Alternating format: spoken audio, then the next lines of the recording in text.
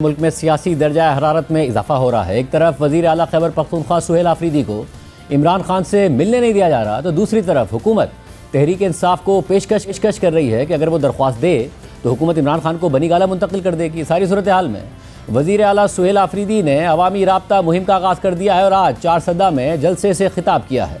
कल Islamabad high court के हुक्म के बावजूद वज़ीर आला खैबर पख्तूनख्वा सुहेल आफरीदी को इमरान खान से मिलने नहीं दिया गया। इस हवाले से आज जलसे से खिताब करते हुए सुहेल आफरीदी ने कहा कि मैंने हल्फ लेने के बाद इमरान खान से मिलने के लिए वफाक और पंजाब हुकूमत को ख़त लिखा, वज़ीर आज़म से बात की, अदालत ने हुक्म दिया मगर मुझे मिलने नहीं दिया गया, तो मैंने ये फ़ैसला किया है कि मैं अवाम में जाऊँगा और अब इंसाफ सड़कों पर होगा।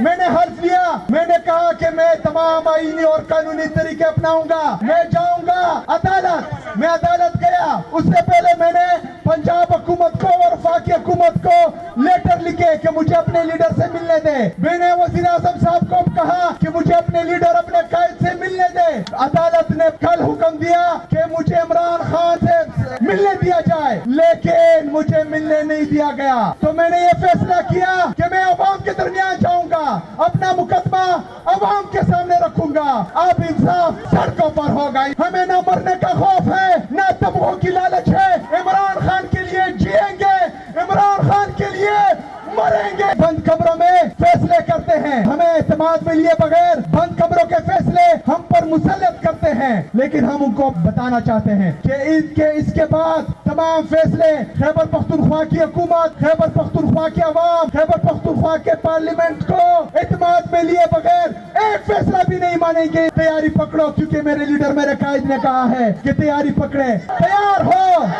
इंशाअल्लाह ताला पार्टी की तरफ से जब भी हिदायत आएंगी तो चट्टान की तरह खड़े भी होंगे, बाहर भी निकलेंगे और अपने लीडर को बाहर भी निकालेंगे।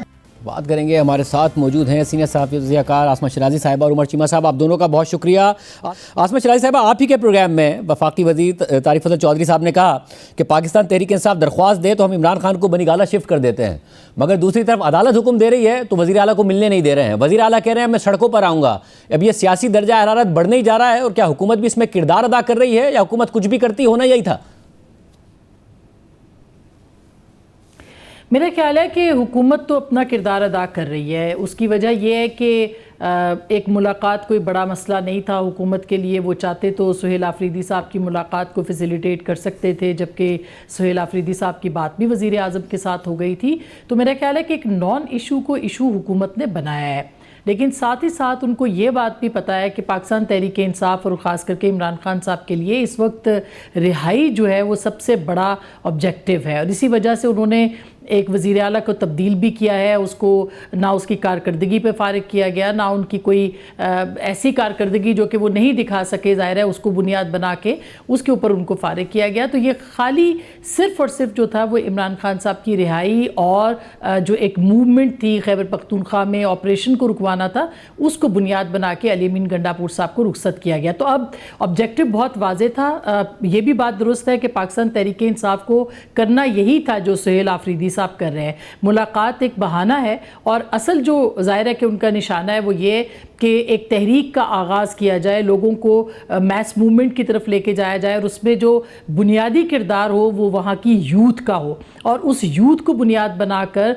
इस्लामाबाद की तरफ जो है वो आया जाए। तो मेरा ख्याल है कि ये एक क्लियर मोटिव था। अगर मुलाकात हो भी जाती तो भी पाकिस्तान तहरीक इंसाफ इसी पे एक तहरीक के ऊपर उसका ज़ोर होना था, और अब चूँकि वो हुकूमत ने एक मौका भी दे दिया, लिहाजा अब वो इसके ऊपर भरपूर तैयारी करके निकलना भी चाहते हैं। इसीलिए 25 को जो जरगा है उसमें यूथ की जो शमूलियत है उसको भी कहा गया है, और जगह जगह जलसे भी सुहेल आफरीदी साहब जो है वो करें। ये अलग बात है कि उनको इसका मकसद जो है वो हल होता नज़र आएगा। उसके बावजूद यूथ को मोटिवेट करना, उनको मूव करवाने के लिए, उनको जो एक तहरीक बनाना, उसके लिए सुहेल आफरीदी साहब को किसी सूरत कामयाबी जो है वो मिल भी सकती है। इस बात के इम्कानात भी हैं, लेकिन असल सबब यह है कि हुकूमत ने जो ऑफ़र की है वो यही सोचते हुए की है कि उससे पहले एक जिसे कहना चाहिए कि एक मौका दिया जाए पाकिस्तान तहरीक-ए-इंसाफ को, ताकि उनको बनी गाला शिफ्ट करना है या फिर किसी और जगह पे शिफ्ट करना है,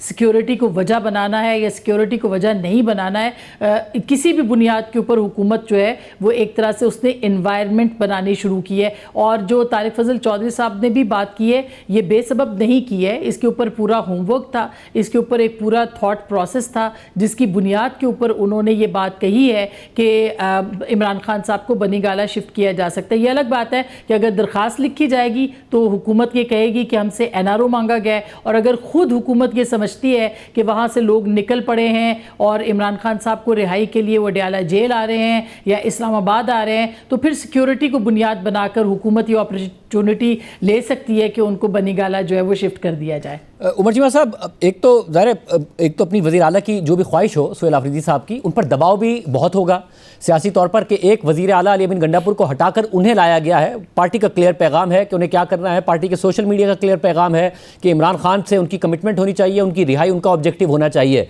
मगर क्या इस सारी सिनेरियो में वफाकी हुकूमत भी अपना हिस्सा ही डाल रही है? मिलने दें, अगर अदालत कह रही है उसके हुक्म की पासदारी करें। शाहज़ेब, एक तो जो सुहेल अफरीदी हैं उनके लिए उनका मैंडेट ही ये है, वो लाए ही इसीलिए गए हैं कि उन्होंने इमरान खान की रिहाई की बात करनी है।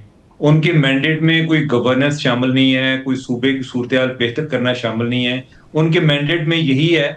और हो सकता है कि जब गंडापुर आए थे वो भी इसी मिशन के साथ आए थे और उसका ये ख्याल हो कि मेरे पास गवर्नमेंट है और हम इधर से इतना प्रेशर बिल्ड कर सकते हैं जल्द से जुलूसों के जरिए इस्लामाबाद पर हमला करके कि जो हम गवर्नमेंट को, जो फेडरल गवर्नमेंट है उसको मजबूर कर दें।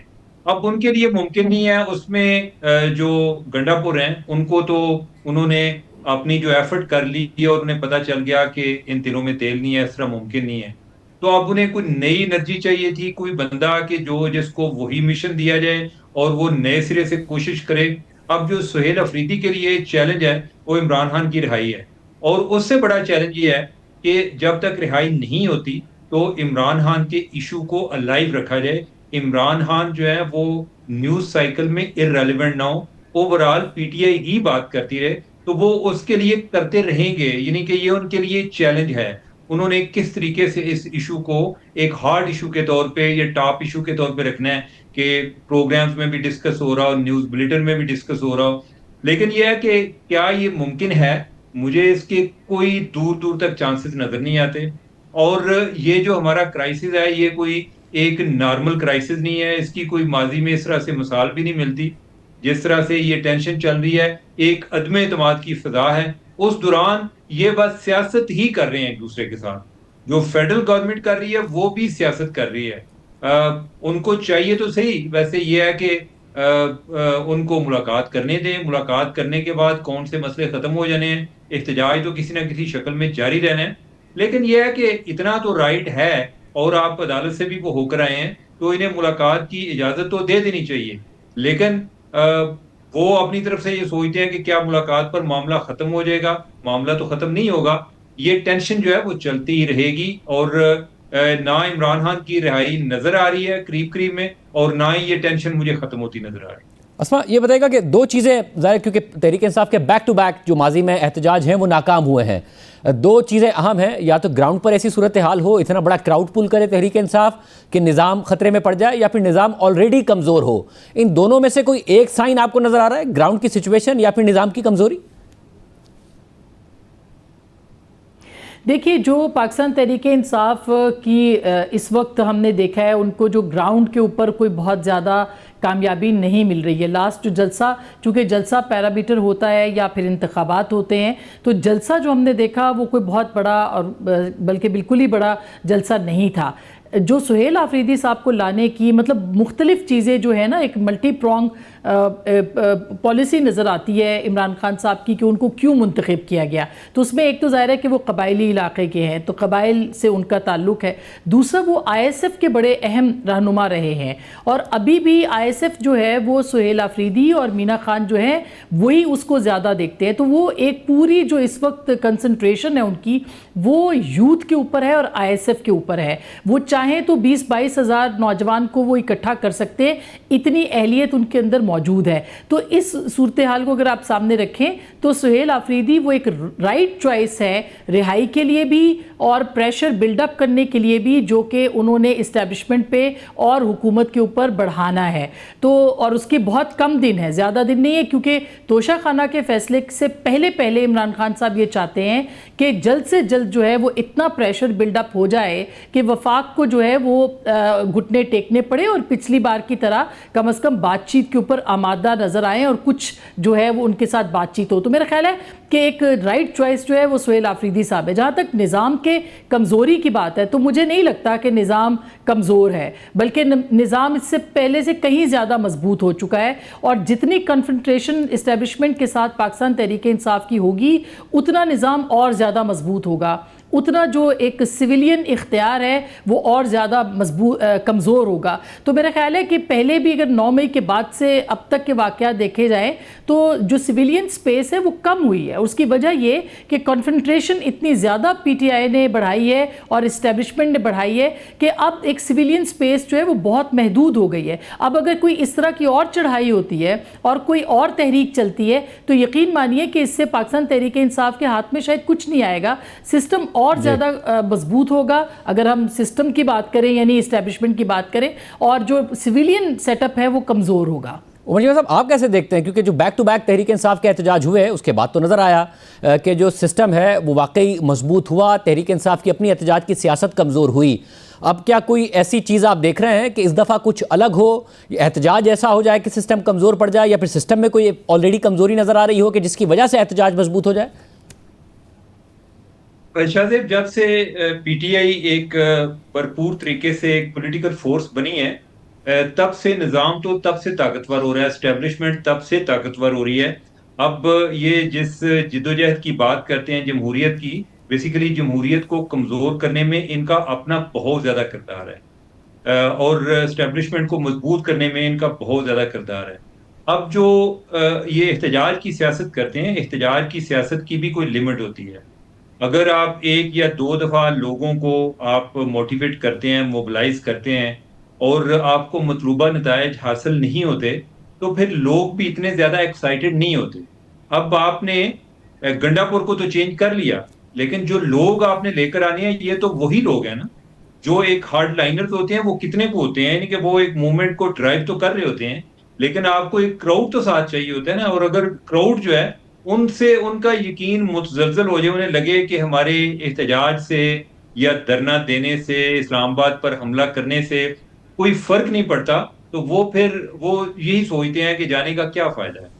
दूसरी तरफ यह है कि जो निज़ाम जिसकी आप बात कर रहे हैं, उनके लिए वो भी एक बड़ा, एक आप समझें कि ये एक बड़ी टाइट रोप वॉक है, कि बड़ा एक बैलेंसिंग एक्ट है। बैलेंसिंग एक्ट इस तरह से है कि जब आप एहतजाज होते हैं तो जो एक PTI की भी एक कोशिश होगी, यानी कि जिस तरीके से उन्होंने 26 नवंबर को वो जो डेथ हुई उसको उन्होंने काउंट को बढ़ाते हुए सैकड़ों में, हजारों में ले गए, तो एक उनकी एफर्ट तो ये थी कि जितना हम इनको एक इस लिहाज से वीक कर सकते हैं या लोगों को या इस प्रोटेस्ट को एम्पलीफाई कर सकते हैं वो करें, तो वो नहीं हुआ। तो ये गवर्नमेंट लेवल पर भी एक कंसिडर्ड एफर्ट है कि हम जितना इस तरह से कोई मारदाड़ वाला काम हो कम से कम करें, ताकि चीजें हमारे हाथ से ना निकलें, क्योंकि ये मूवमेंट्स जो है ना बड़ी क्रिटिकल होती हैं। ये जब आपसे हाथ से निकलती हैं तो पता ही नहीं चलता, बड़े बड़े ताकतवर रजीम जो हैं वो भी गिर जाते हैं। तो एक खतरा निज़ाम के लिए भी मौजूद है, लेकिन अगर ओवरऑल हम बात करें उनके कंट्रोल की, उनकी एक रीच की बात करें, तो वो पहले की निस्बत बहुत ज्यादा है और उनका जो कॉन्फिडेंस लेवल है वो भी काफी ज्यादा है, यानी कि वो पहले वाला नहीं है जो आज से कोई 2 साल पहले होता था।